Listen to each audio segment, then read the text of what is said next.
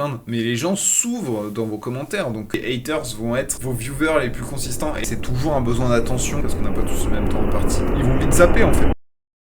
Certainement le meilleur arrêt sur image possible. Bonjour et bienvenue dans cette nouvelle vidéo, première vidéo React de la chaîne, et c'est un React particulier parce que je suis tombé sur cette vidéo, je connaissais déjà le travail de Devin The One, dont j'adore son format où il explique un sujet, il donne son ressenti sur un sujet en 1 minute, et il a parlé de son aventure de créateur de contenu en 60 secondes, et on va réagir à ça ensemble. Ça va être sympa de comparer mon expérience de 3 ans de création de contenu, j'ai commencé en 2000, bientôt 4 ans, et ces 4 ans à lui, sachant que lui est américain, il fait du contenu dans le fitness, et moi j'ai fait du contenu majoritairement dans la musique, et c'est de dire en gros, est-ce qu'il y a des différences, est-ce qu'il y a des ressemblances. Ça fait très longtemps, j'avais sauvegardé cette vidéo, ça fait très longtemps que je ne l'ai pas vue, donc je vais la redécouvrir avec vous.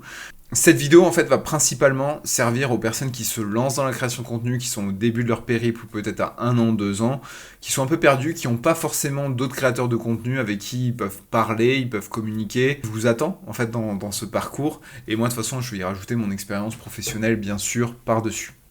60 fucking seconds. Let's fucking do this. Number one, at first I thought all I needed was camera and a passion. Turns out I needed fucking therapy, storage space, and a fucking phone that didn't run out of storage mid-inspiration. Number two. Alors là, il indique effectivement qu'en étant créateur de contenu, tout ce qu'il pensait avoir besoin, c'était de la lumière, un portable, et puis voilà, il faisait les vidéos, mais en fin de compte, il a aussi besoin d'un endroit où stocker ses différents disques durs, mais surtout le plus important, c'était une thérapie. Alors, est-ce que c'est un débat, c'est est-ce que les créateurs de contenu ont tous besoin d'une thérapie, parce qu'au final, est-ce qu'on ne chercherait pas de l'attention par un biais différent? J'ai envie de dire non, parce que moi personnellement, je vais pas dire tout va bien dans ma vie, tout le monde a besoin d'aller voir un psychologue, c'est sûr. J'ai déjà fait ce travail-là par le passé, mais est-ce que c'est toujours un besoin d'attention qui est à l'origine de la création de contenu? Je suis pas sûr. Moi personnellement, c'était beaucoup une envie créative, et l'incapacité d'exprimer cette envie créative par les biais normaux. Je savais pas dessiner, je savais pas peindre, je savais pas chanter, j'étais toujours très bof sur tout ce qui était art. Par contre, créer des vidéos et créer du contenu, ça me plaisait bien, et ça me laissait quand même une grande marge de manœuvre pour créer des choses. Donc entièrement d'accord avec le fait qu'il faudrait une thérapie quand même. Franchement, si on avait un suivi psychologique quand on est créateur de contenu, je pense que ça aurait sauvé la santé mentale de beaucoup de monde. Parce que vous imaginez pas à quel point il faut faire un cardio psychologiquement parlant pour tenir sur les réseaux sur le long terme. I used to post every day like, this the one. Now I just throw it up and pray to the algorithm god. Alors avant, il postait tous les jours, et maintenant, il poste juste de temps en temps, et il prie pour le dieu des algorithmes. Alors je suis pas forcément d'accord avec cette vision-là, parce que c'est encore une fois, c'est mettre beaucoup de responsabilité sur un algorithme, et l'algorithme, je pense qu'il a une part de responsabilité dans la distribution de la vidéo, mais globalement ça indique juste est-ce que la vidéo elle a bien marché pour vous, est-ce que vous l'avez bien faite, est-ce qu'elle accroche l'attention, est-ce que ce que vous présentez dans votre vidéo représente un intérêt pour votre communauté. Vous pouvez voir mon autre vidéo où j'aurais posé un questionnaire à toute ma communauté, je mettrai un lien quelque part. Ça peut vous intéresser sur ce type de questions, mais globalement, prier l'algorithme, il faut vraiment tout le temps faire du mieux qu'on peut sa vidéo, sans forcément dans le temps imparti, parce qu'on n'a pas tous le même temps imparti pour sa création de contenu. Mais dépendre uniquement des algos, bon, je sais pas. Moi j'ai tendance à dire que si votre vidéo elle a de la valeur, qu'elle apporte quelque chose aux gens, elle vaut le coup d'être sortie. Même si elle est vue que par 5000 personnes et vous avez 60 likes, ça vaut le coup de la sortir. Maintenant, la marge de réussite... alors, on vit maintenant une époque, depuis la refonte de l'algorithme Instagram, c'est possible à tout le monde de buzzer, même s'il avait un petit compte. Faudra que j'explique un petit peu le parcours que j'ai fait avec mon compte 10 000 pas, qui n'existe plus maintenant, vu que Meta l'a banni, parce qu'il pensait que j'usurpais ma propre identité. Bref, un bordel.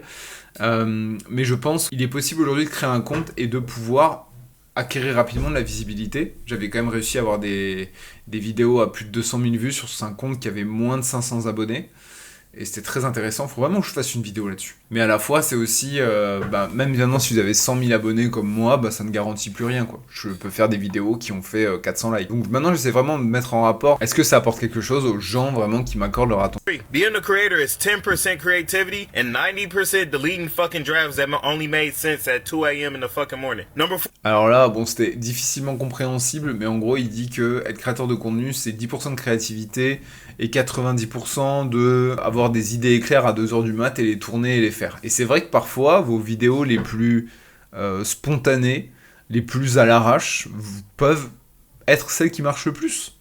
Donc parfois c'est pas juste une question d'avoir une personnalité hyper créative, c'est des fois laisser votre authenticité parler, c'est laisser parfois votre spontanéité s'exprimer et pas juste tout planifier. Bon après moi je suis un grand avocat de la planification et quand vous avez une idée c'est de l'écrire pour plus tard.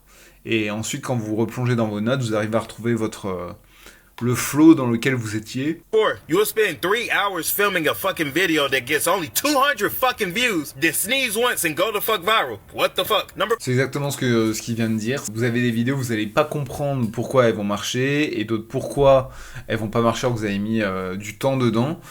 Ça, malheureusement, ça va dépendre de beaucoup de choses. Après, rappelez-vous toujours que les gens sur les réseaux sociaux sont intéressés par du contenu court, c'est ce qu'ils consomment le plus.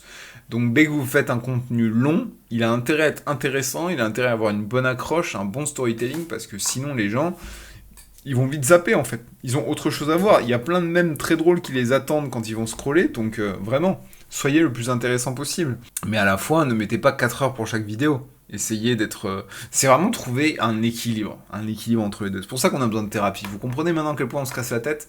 5. People think it's easy money. Bro, I've had 5 brand deals pay me in quote-unquote exposure and good fucking vibe. En gros, on pense que les créateurs de contenu ils roulent sur l'or, mais globalement, on a beaucoup de marques qui veulent nous payer pour notre visibilité, faire des collaborations, mais qui vont nous payer en produits offerts. En produits offerts ou juste en visibilité. Et ça marche pas.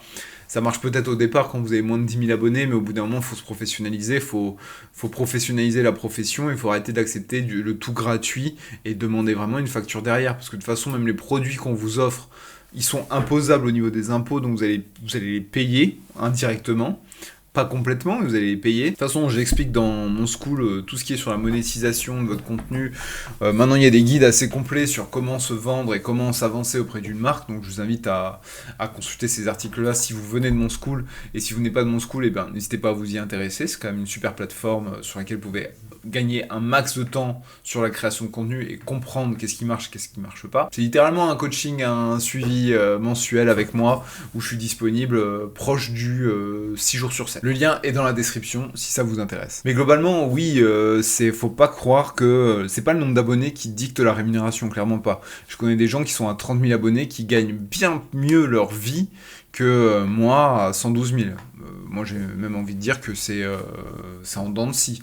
Donc faut bien faire attention à ça et ne vous dites pas parce que vous faites le buzz, vous montez vite à 200 000 abonnés, vous allez tirer le gros lot au loto. Ça marche pas comme ça malheureusement. Your friends stop liking your posts once you start doing well, but your haters turn into your most consistent fucking viewers. Il dit en gros que tes amis vont arrêter de liker tes posts une fois que t'auras réussi, ce qui est pas faux parce que certains potes peuvent être là présents au départ pour te lancer.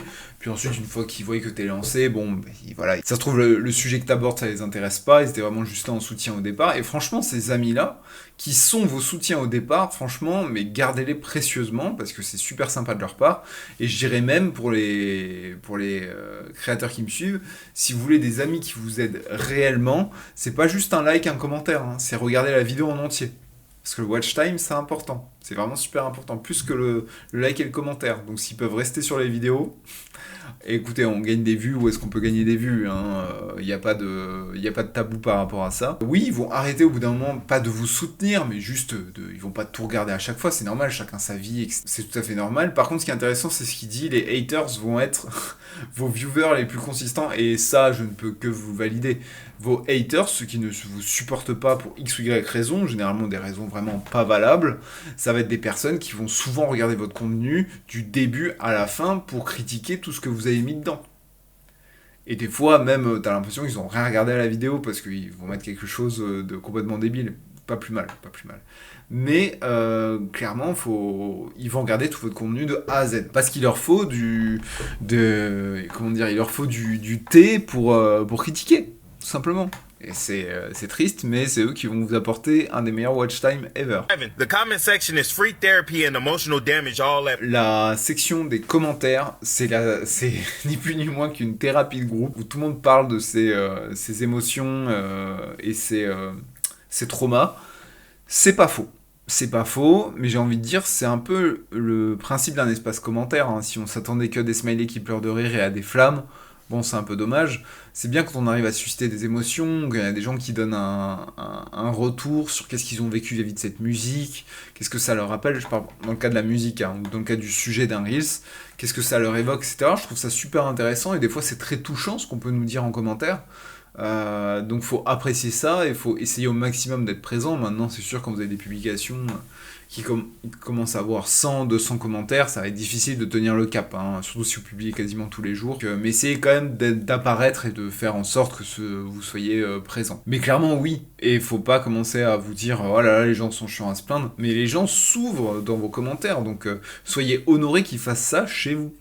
Donc n'hésitez pas à glisser un petit mot, à mettre des petits likes, etc. C'est quand même l'essentiel pour ça. Mais il ne faut pas vous étonner. Et c'est même, je trouve, bon signe quand vous avez des gens qui vous posent des commentaires qui sont bien écrits, ou ils se confient un petit peu. Je trouve que ça veut dire que vous avez quand même gagné la confiance de votre communauté. After 4 years, I've learned this. Content creation is a war between passion, patience, and the urge to throw your fucking phone. There. Saved you a burnout, fake collaborations, and 12 mental fucking breakdowns over engagement rate. Cash out me $5. Bon, il est un peu vite sur la fin, mais en gros, il nous a souhaité de ne pas faire de mental breakdown, qu'on finisse pas en thérapie pour la création de contenu, il est bien gentil.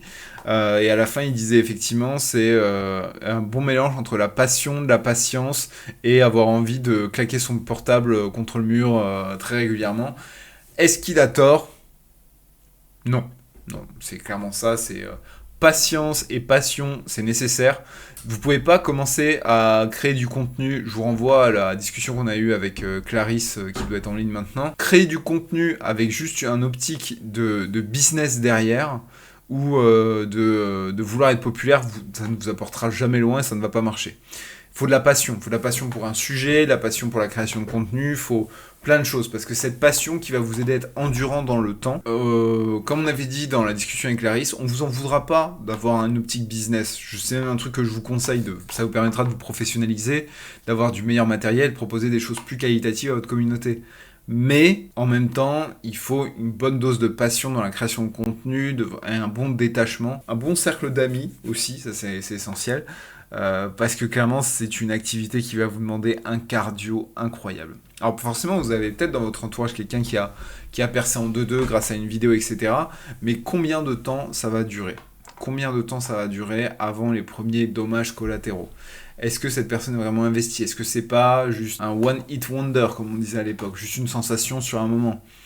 Tout ça, c'est des questions à se poser. Tous les créateurs qui aujourd'hui en ont fait leur lifestyle complet et gagnent un bon revenu, etc., c'est des gens qui sont là depuis pas mal de temps, plus de 3 ans. Donc c'est pour ça que je vous dis qu'il faut un très très bon cardio. C'était une vidéo hyper intéressante.